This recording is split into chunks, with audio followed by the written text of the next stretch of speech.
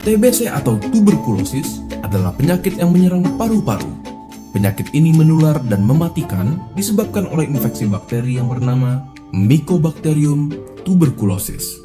Tidak hanya paru-paru, TBC bahkan bisa menginfeksi kelenjar getah bening, usus, tulang, bahkan selaput otak. Kuman TBC menyebar ketika seseorang dengan penyakit TBC paru aktif, batuk, ataupun bersin. Percikan dahak dan liur yang terbawa udara adalah media penularannya, dan kuman TB mampu bertahan di ruangan yang lembab dan kurang sinar matahari. Tanda dan gejala umumnya berupa batuk lebih dari 2 minggu, batuk disertai darah, berkeringat di malam hari tanpa aktivitas, demam lebih dari 38 derajat Celcius, dan penurunan berat badan secara drastis. Lalu, siapa saja yang beresiko tertular TBC?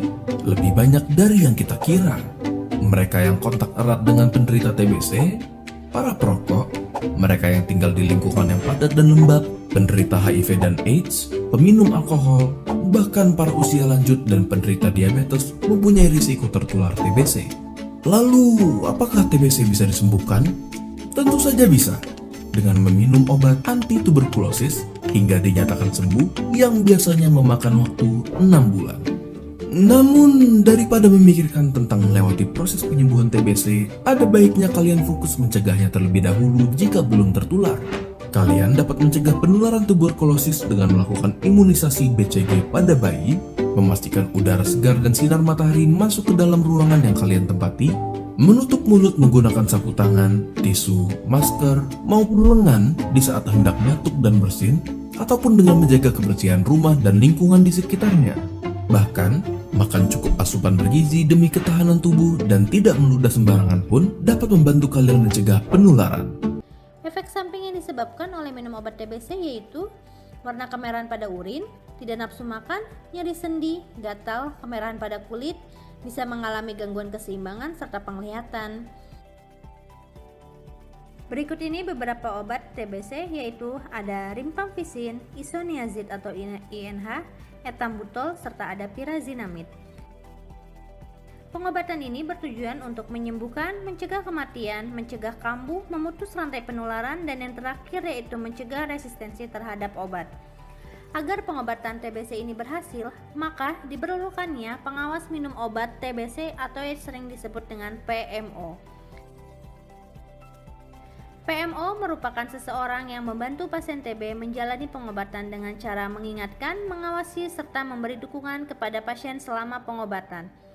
Siapapun bisa menjadi PMO asalkan mampu dan mengerti serta peduli kepada pasien yang sedang menjalani pengobatan. PMO harus mendampingi orang yang memiliki gejala TBC untuk memeriksakan diri ke unit pelayanan rumah sakit serta memastikannya. Lalu memantau pengobatan pasien TBC termasuk efek samping pengobatan, memotivasi, memberikan dorongan psikososial terhadap pasien, serta yang terakhir yaitu mendorong pasien TBC untuk memeriksakan ulang dahaknya.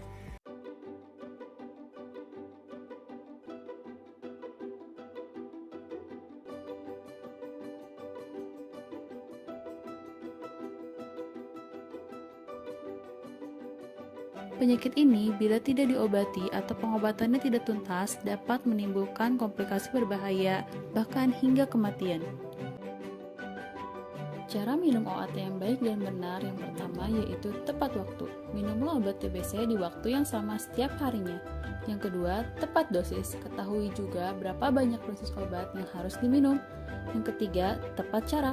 Ikuti anjuran cara tepat minum obat TBC yang diberikan oleh dokter dalam waktu 1 hari sekaligus. Jika tidak patuh minum obat TBC, maka akan berakibat penyakit TBC tidak sembuh dan lebih beresiko menularkan pada orang lain, penyakit bertambah parah dan bisa berakibatkan kematian, dan bakteri menjadi kebal atau resisten terhadap obat TB paru.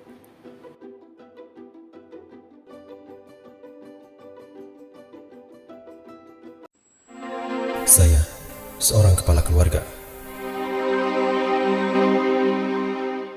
Saya, seorang bapak.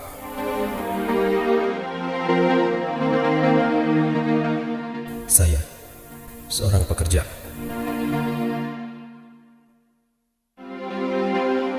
Saya, penderita TBC.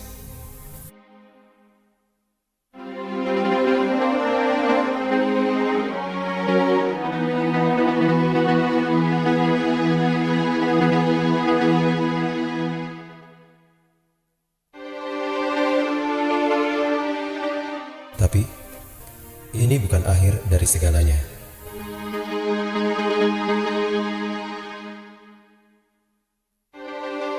Saya bekerja dan saya berobat.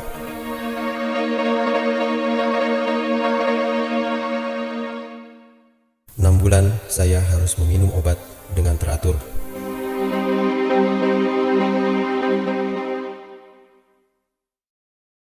Dan TBC saya sembuh.